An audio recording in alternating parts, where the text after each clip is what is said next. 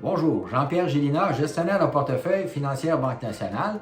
Bienvenue à la révision annuelle de notre portefeuille privé de l'année 2020. Ouf, quelle année!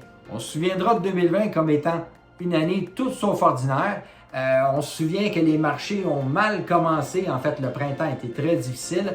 Et par contre, durant l'été, les marchés se sont repris graduellement. Mais les bourses mondiales ont vraiment commencé à bien faire en novembre, sincèrement, à cause de l'annonce de vaccins, de nombreux vaccins en fait qui ont été développés, mais également l'élection de Joe Biden et les nombreuses mesures de relance monétaire et budgétaire dans plusieurs pays à travers le monde. Dans un contexte assez volatile, notre portefeuille privé s'est bien tiré d'affaire. On a terminé l'année avec un rendement de 13,5 %, comparativement à une hausse de 5,6 % pour l'indice. Au quatrième trimestre, étonnamment, le portefeuille a augmenté de la même proportion, 13,5 %, tandis que le TSX 60 progressait de 7,9 %.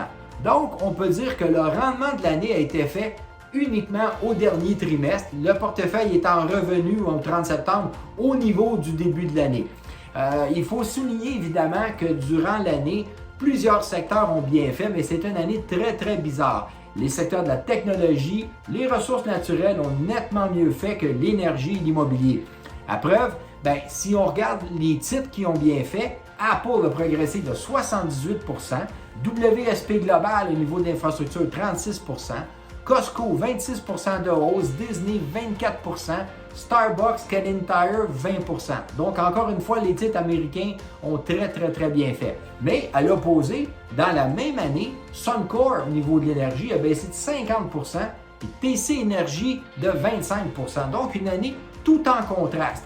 On n'a pas fait vraiment de modification au quatrième trimestre au niveau du panier, mais du côté des dividendes, il y a eu beaucoup d'activités parce que certaines compagnies ont augmenté leurs dividendes, comme Couche-Tard. Costco a donné un dividende spécial, mais à l'opposé, Disney a complètement coupé le dividende pour les raisons qu'on connaît.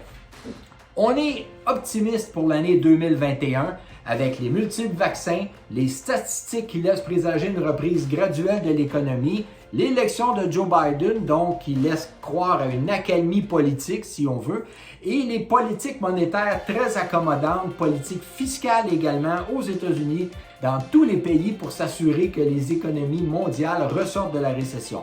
Donc, c'est un contexte qui est encourageant, mais on va continuer à suivre ça de très près parce que le marché va être volatile et on ne sait pas quel mois va être meilleur, mais on sait que la volatilité va être au rendez-vous. On est au poste pour bien gérer le portefeuille privé. Bonne journée!